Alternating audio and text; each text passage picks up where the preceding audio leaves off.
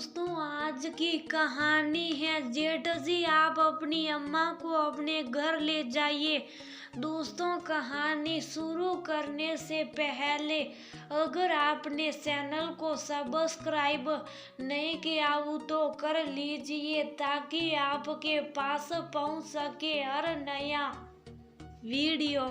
बेटा, आज 2 दिन से तबीयत नहीं ठीक है। यहाँ तो कोई मेरा हाल साल भी पूछने वाला नहीं कि बुढ़िया मरी है या जिंदा है। उर्मिला रो रो कर अपने बड़े बेटे गौतम को फोन पर सब बता रही थी। अम्मा, आप परेशान मत होइए, मैं शाम तक आकर देखता हूँ। गौतम ने ये कहकर फोन रख दिया, लेकिन अंदर रसोई में उर्मिला की बातें सुन रही मधुलिका सोच रही थी कि कितना करती हूँ अम्मा के साथ, लेकिन अम्मा हमेशा अपने बड़े बेटे से यही रोना रोती रहती हैं कि उनका कोई भी ख्याल नहीं रखता, जबकि बच्ची और सौरभ हमेशा उनके आगे पीछे घूमते हैं। हाँ, मधुलिका जरूर उनके पास जाकर नहीं बैठती, लेकिन काम उनका सारा वही करती और मधुलिका का उनके पास ना बैठने का भी कारण था। हमेशा हर बात पर उसको उसकी जेठानी की अपेक्षा में नीचा दिखाने की कोशिश करती,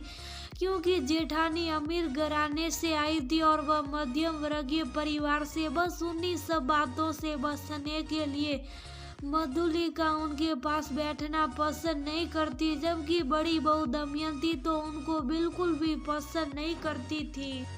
उर्मिला के 2 बेटे थे। कस्बे में अपना बड़ा सा पुश्तैनी घर था, तो छोटा बेटा कस्बे में रहता और बड़ा बेटा शहर में। लेकिन उर्मिला को कस्बा छोड़कर शहर में रहना बिल्कुल पसंद नहीं था, इसलिए वह छोटे बेटे बहू के साथ ही रहती। अभी कल ही तो सौरभ ने उर्मिला को घर पर ही डॉक्टर को बुलाकर दिखाया था, लेकिन बड़े बेटे और बहू से सहानुभूति पाने के लिए जब तक फोन पर छोटे बेटे बहू की बुराई करती रहती और बस इसी बात से मधुलिका चिढ़ जाती। शाम बीतने को आई, लेकिन गौतम नहीं आया। दूसरे दिन सुबह फिर उर्मिला ने फोन पर गौतम से आने के लिए कहा। अम्मा, आज जरूर आऊँगा। खैर दोपहर तक गौतम आ गया। अम्मा, ये दवाइयाँ तो रखी हैं आपके पास, आप तो कह रही थी आपका कोई ख्याल ही नहीं रखता। गौतम ने दवाई रखी देखकर कहा। उनके पास टेबल पर सब कुछ रखा था। अरे, खाली दवा ला देने भर से थोड़ी ही ना काम चलता है। लेकिन अम्मा, सौरभ दुकान चला जाता है, बच्चे स्कूल और मधुलिका घर का सारा काम संभालती हैं, तो वह आपके पास कैसे बैठ सकती हैं? गौतम समझदारी से बोला, क्योंकि वह जानता था कि वह उर्मिला को अपने साथ शहर भी नहीं ले जा सकता, क्योंकि उसकी पत्नी दमयंती जी को तो अम्मा फूटी आंख ना स्वाती। अम्मा की हर समय की टोका टोकी की आदत की वजह से उसने चलते चलते साफ शब्दों में कह दिया था कि कहीं अम्मा को साथ मत ले आना, मैं नहीं संभाल पाऊंगी उनको। ये छोटी की ही हिम्मत है जो उनको झेल पाती है, मेरे वंश की बात तो बिल्कुल भी नहीं। जेठ जी, आप अम्मा को अपने साथ ले जाइए, क्योंकि हम लोग उनके साथ से जितना भी कर ले, लेकिन वह हमेशा आप लोगों की नज़रों में हम लोगों को गिराने के लिए आपसे हम लोगों की शिकायतें करती रहती है। बंटी के पापा और दोनों बच्चे अम्मा की जी जान से सेवा करते हैं।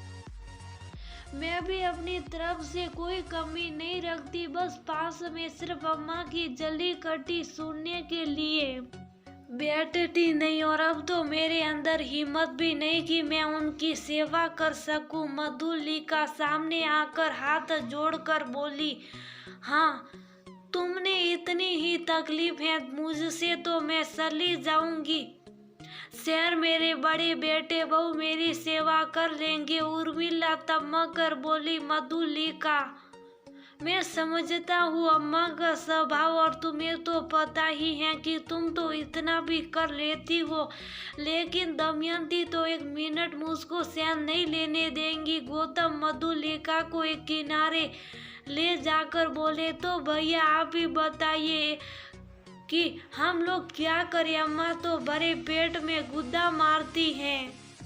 सबसे पहली थाली अम्मा को मिलती है, उनका सुबह से लेकर शाम तक का सारा काम मैं देखती हूँ। जब तक अम्मा सो नहीं जाती आपके भैया पैर दबाते रहते हैं, लेकिन फिर भी वह हम लोगों को निशा दिखाने की कोशिश करती रहती हैं। मधुलिका तुम बताओ कि मैं क्या करूं? गौतम बेबसी से बोले। ठीक है भैया, फिर जैसा चल रहा है वैसे चलने दीजिए। मुझको अम्मा की सेवा से आपत्ति नहीं है, बस उनकी बातों से चिढ़ मचती है। मधुलिका रुआसी सी हो गई। मधुलिका, हम लोग तो उनकी आदत को समझते ही हैं, और हम लोग क्या शहर के सब सासा तो सभी उनके स्वभाव से परिचित है, इसलिए तो वह शहर में सारी सुख सुविधाएं होते हुए भी इस कस्बे में आकर रहने लगी थी। गौतम हर तरह से मधुलिका को समझा रहे थे, क्योंकि वह भी जानते थे कि अगर मधुलिका तैयार ना हुई अम्मा को रखने के लिए तो वह क्या करेंगे। ठीक है, जैसा आप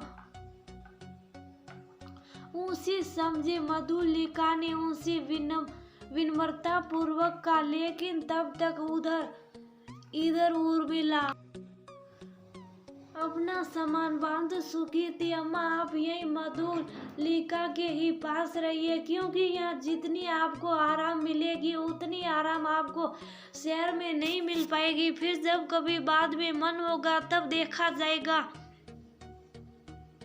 गौतम सिर झुकाकर बोले, ये आंखें क्यों सुरा रहे हो? बल्कि ये क्यों नहीं कहते तो कि तुम लोग भी हमारी सेवा नहीं करना चाहते? अम्मा अब क्या कहूँ आपसे, आप खुद समझदार है बस, और इससे ज्यादा मैं कुछ भी नहीं कर सकता। सही बात मैं ही धोखे में थे कि मैं जब बड़े बेटे बहू से कहूँगी तो वह मुझको अपने साथ लिए जाएंगे, और इसलिए मैं हमेशा छोटे बेटे बहू की अवहेलना करती रही। लेकिन आज मेरी आंखें खुल गई, मुझको माफ कर दो छोटी बहू।